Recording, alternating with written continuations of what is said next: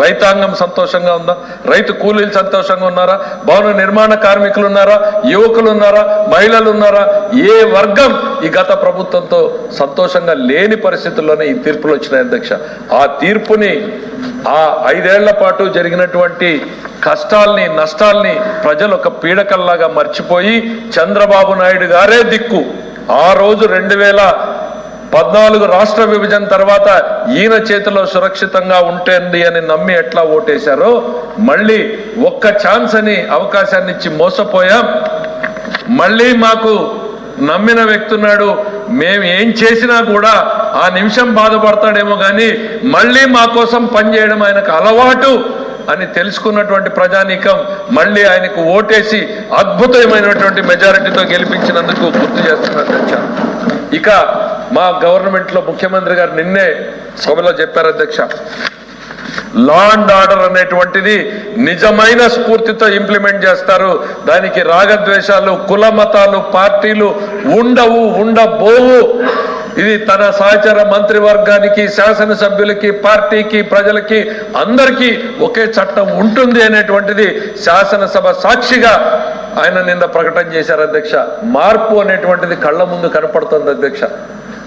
మేము కూడా పార్టీ కార్యకర్తలుగా పనిచేసిన వాళ్ళం, మాకు కూడా గతంలో అప్పుడప్పుడు ఎమోషనల్ ట్రామా ఉంటుంది, వాళ్ళు అట్లా చేశారు, మేము ఎందుకు చేయలేకపోతున్నాం అనేటువంటిది. కానీ ఈ రాష్ట్రం సుభిక్షతని, ఈ రాష్ట్ర భవిష్యత్తుని కోరేటువంటి నాయకుడు ఈ రాష్ట్రానికి ఏది మంచి అనేటువంటి దిశానిర్దేశనం చేస్తున్నారు అధ్యక్ష. ఎందుకు చేయాల్సింది వచ్చింది అధ్యక్ష?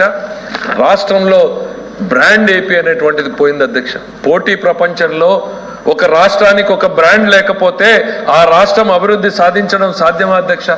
పొరుగునున్నటువంటి బెంగళూరు, మనం విడిపోయినటువంటి హైదరాబాదు, ఎప్పుడో బ్రిటిష్ కాలం నుంచి అభివృద్ధి చెందినటువంటి చెన్నై, ఇటువంటి మహానగరాలతో పోటీ పడుతూ మన ఆంధ్ర రాష్ట్రాన్ని అభివృద్ధి చేసుకోవాలి అని అంటే మనకున్నటువంటి సహజ వనరులతో పాటు మనకు ఒక బ్రాండ్ ఇమేజ్ క్రియేట్ చేసుకోకపోతే ఆ అవకాశం మనకు ఉంటుందా అని అడుగుతున్నా అధ్యక్ష. ఇక్కడ ఏం బ్రాండ్ క్రియేట్ చేశారు అధ్యక్ష? దుర్మార్గాలు, దౌర్జన్యాలు, దోపిడీలు, అందరినీ అంటే డోర్ డెలివరీ, హత్యలు చేసి డోర్ డెలివరీ చేసినటువంటి వ్యక్తుల్ని పక్కన పెట్టుకుని తిరగడం, కొట్టి తిట్టి పక్కన పార్టీలని హింసించేటువంటి వ్యక్తుల్ని పక్కన పెట్టుకుని ప్రమోట్ చేయడం, కంపెనీలను అధ్యక్ష. కియా మోటార్స్ ఇవాళ భారతదేశంలో కియా మోటార్స్ ఆటోమేటివ్ మ్యాప్లోకి వచ్చినటువంటి పరిస్థితుల్లో ఈరోజు అక్కడికి వెళ్ళి సొంతంగా ఎంపీలు బెదిరిస్తే కనీసం మందలించలేనటువంటి స్థాయిలో ముఖ్యమంత్రి ఉన్నాడు అధ్యక్ష. దాని పర్యవసానం ఏంటి అధ్యక్ష? వాళ్ళు పెట్టాలనుకున్నటువంటి 50 అనుబంధ పరిశ్రమల్ని ఇక్కడి నుంచి కాదని తమిళనాడులో పెట్టుకున్నారు అధ్యక్ష. ఇది ఈ రాష్ట్రానికి జరిగినటువంటి నష్టం కాదా అధ్యక్ష? ఈ రాష్ట్ర యువకులకు జరిగినటువంటి నష్టం కాదా అధ్యక్ష? నువ్వు ఇచ్చేటువంటి 10,000తో మా జీవితాలు, మా తలరాతలు మారుతాయా అనేటువంటిది జగన్మోహన్ రెడ్డి గారు గుర్తించాలి అధ్యక్ష. మా కాళ్ల మీద మేము నిలబడగలిగితే, మాకంటూ ఓ ఉద్యోగం వస్తే మా తల్లిని చెల్లిని కాపాడుకోగలమని ప్రతి యువకుడు నమ్ముకున్నాడు. కాబట్టి ఇవాళ చంద్రబాబు నాయుడు గారికి ఇంతటి ఘనమైనటువంటి రిజల్ట్ ఇచ్చారనేటువంటిది చెప్తున్నా అధ్యక్ష. ఇక రాజధాని కళను అధ్యక్ష చంపేశారు అధ్యక్ష. రాజధాని కళను చంపేశారు. ఏం అధ్యక్ష? ఇక్కడ ఒక కులం మాత్రమే ఉంది అధ్యక్ష. గణాంకాలు చెప్తా ఉన్నాయి. హైయెస్ట్ ఎవరున్నారంటే ఇక్కడ దళితులు ఉన్నారు అధ్యక్ష. ముఖ్యమంత్రి గారికి, ఆ రోజు ఉన్నటువంటి ముఖ్యమంత్రి గారికి వీళ్ళెవరూ కనపడలేదు అధ్యక్ష. కేవలం ఒక దుర్మార్గమైనటువంటి ప్రచారాన్ని పెట్టి ఈ అమరావతి కళను చిదిమేయాలనేటువంటి ఆలోచన ఆయన సాధించింది ఏంది అధ్యక్ష? ఇంతకీ ఏం సాధించాడు? ఎవరి జీవితాల్లో ఆ రైతుల పట్ల వాళ్ళు పోలీసులు ఆ రోజు అదే అసెంబ్లీ ముట్టడికని బయలుదేరే రోజున ఆ తల్లి చెల్లి రోడ్ల మీద నిజంగా ఒక్కసారి ముఖ్యమంత్రిగా ఆ రోజు పనిచేసిన రోజుల్లో ఆయన వీడియో చూసుకుని ఉన్నాడేమో కానీ ఈరోజు తనను చూసుకోమంటున్నా అధ్యక్ష. నా కుటుంబ సభ్యులు రోడ్డు మీదకి వెళ్తే అటువంటి పరాభవం పోలీసుల చేత జరిగితే దాన్ని నేను సహిస్తానా అనేటువంటిది ఆ రోజు ఉన్నటువంటి జగన్మోహన్ రెడ్డి గారు దాన్ని చూసుకుని ఉంటే బాగుండేది అధ్యక్ష. సరైన సమయంలో కళ్ళు తెరవలేదు కాబట్టి ఇవాళ ప్రజలు ఆయన కళ్ళు తెరిపించారు అనేటువంటిది కూడా ఈ సందర్భంగా గుర్తు చేస్తున్నా అధ్యక్ష. ఇక వ్యవసాయ శాఖ అధ్యక్ష, ఎందుకంటే చాలా సుదీర్ఘంగా ఉంది కాబట్టి బ్రీఫ్ గా చెప్తున్నా అధ్యక్ష. వ్యవసాయ శాఖ అధ్యక్ష, దాదాపు ఆ శాఖకు తాళాలేసినటువంటి పరిస్థితి అధ్యక్ష. ఈ రాష్ట్రం విభజిత ఆంధ్రప్రదేశ్ లో మనకు మిగిలింది ఏంది అధ్యక్ష? పరిశ్రమలు, సర్వీస్ సెక్టర్ హైదరాబాద్కు పోతే వ్యవసాయ రంగం మాత్రమే మనకు మిగిలింది అధ్యక్ష.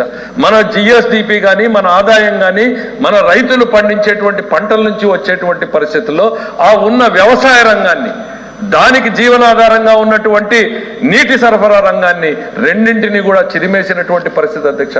దాదాపు నాకు తెలిసి అధ్యక్ష 14 కేంద్ర ప్రాయోజిత పథకాలకి ₹1 కేటాయింపు చేయకపోవడం మూలాన ఆ పథకాలన్నీ కూడా మూతపడ్డాయిగా. అమ్మ పెట్టదు అడుక్కు తిన్నివ్వదు అనేటువంటి చందంగా తయారైంది అధ్యక్ష. జగన్మోహన్ రెడ్డి గారు బడ్జెట్ లో కేటాయింపులు, ఆయన వ్యవసాయ బడ్జెట్ అని పేరు పెట్టారే కానీ వ్యవసాయానికి వ్యయం పెరిగింది, ప్రభుత్వ సాయం తగ్గింది అనేటువంటిది రైతులు భావించారు కాబట్టే ఆ తీర్పునిచ్చారు అనేటువంటిది కూడా ఆయన గుర్తు చేసుకోవాలి అధ్యక్ష. కేంద్రం 70% ఇస్తుంది అధ్యక్ష, 30% వీళ్ళు పెట్టాలి అధ్యక్ష. సాయిల్ టెస్టింగ్కి, సాయిల్ ఫర్టిలిటీకి, న్యూట్రిషన్కి ఇట్లా 14 మైక్రో డ్రిప్ ఇరిగేషన్ అధ్యక్ష. మా అనంతపురం లాంటి ప్రాంతాలకు జీవనాధారం అధ్యక్ష డ్రిప్ ఇరిగేషన్ అనేటువంటిది.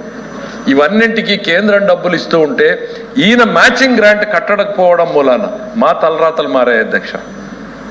ఇవాళ క్షేత్రస్థాయి లేకపోతే డ్రిప్పులు లేక విలవిల్లాడుతున్నారు. అదే చంద్రబాబు నాయుడు గారి హయాంలో 5 ఎకరాలకి కేవలం 10,000 రూపాయలు కడితే 2 లక్షల రూపాయలు, 2.5 లక్షల రూపాయలు ప్రభుత్వం ఖర్చు పెట్టి డ్రిప్ ఇరిగేషన్ వాళ్ళ పొలాల్లో పరిచి వాళ్ళు సర్టిఫై చేసిన తర్వాత మాత్రమే డబ్బులు వచ్చే రకంగా రూపొందిస్తే ఇవాళ డబ్బులు 2.5 లక్షలు పెట్టి రైతులు కొనుక్కోవాల్సినటువంటి పరిస్థితి